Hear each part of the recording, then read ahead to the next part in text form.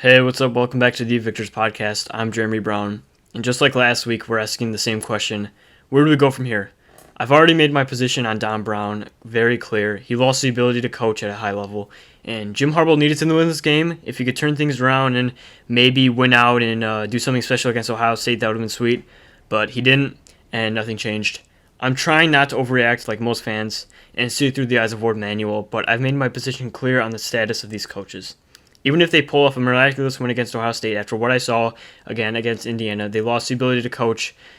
And like I said before, it's like you needed to win out and you needed to turn things around, but nothing happened. So now let's focus on the rest of the season, because there's still 6 games left to be played. After Maryland slaughtered Penn State, which is insane, and Rutgers showing fight against Ohio State, Michigan looks like it's going to revert back to the 2008 Rich Rod season. The remaining schedule is Wisconsin, Rutgers, Penn State, Maryland, and Ohio State. Without a complete turnaround, we're probably looking at 0-1 wins in that stretch. Over the past 2 weeks, plus the injuries on O-line and D-line, Michigan is a bottom-of-the-barrel team. I've never seen this in the Jim Harbaugh era, not even in 2017, which was considered their worst season. Even then, we were a complete team, but we needed a elite QB to put everything together. This team is problematic and undisciplined all over the board, except special teams. I'm not kidding when I say this. The punting unit and Brad Robbins were the best performing unit on the field Saturday. He made some great kicks, and that's really disappointing to say that the punting unit was the best unit on the field. So now let's move on to the Wisconsin game, which is the upcoming game this week.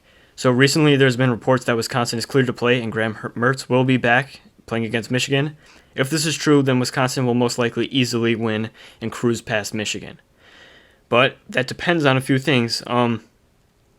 Michigan players and coaches came out and said the secondary fixes are simple, but that's the same thing they said last week, and the secondary got worse. Graham Mertz has shown he can be an elite QB, and with their offensive line, he'll throw all over G-Mon and Vincent Gray. And what I've seen out of Vincent Gray leads me to believe he needs to be benched. The inability to not hold when the ball's thrown 20 yards overhead, or look back for the ball, or even continue running when he does look back for the ball, it's ridiculous. I mean, this is honestly high school freshman level corner work. Like, that's what you're taught coming into high school. Things start to get a little bit more complicated, but overall that's just so simple, and I don't know why he gets this. He's a great athlete, but it's just ridiculous. He needs to be benched. And to move along, with Aiden being out for the rest of the season, Kwity Paye getting hurt, a lot of people didn't know that, and our injuries on offensive line, this game might get ugly quick, like the Indiana game in the first half.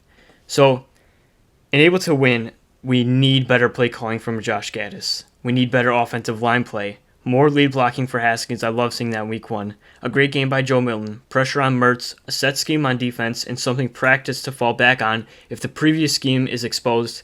Limited offsides and interference penalties. More Zach Charbonnet and overall better coaching. Something I want to talk about. So, I gave Don Brown props for falling back on zone when man wasn't working against Indiana and Michael Penix Jr.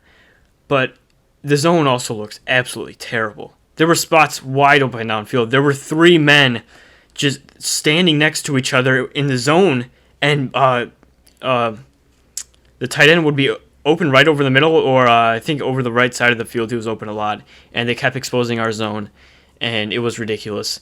Because if you're going to have something to fall back on, you need to practice it enough where your players are comfortable with it.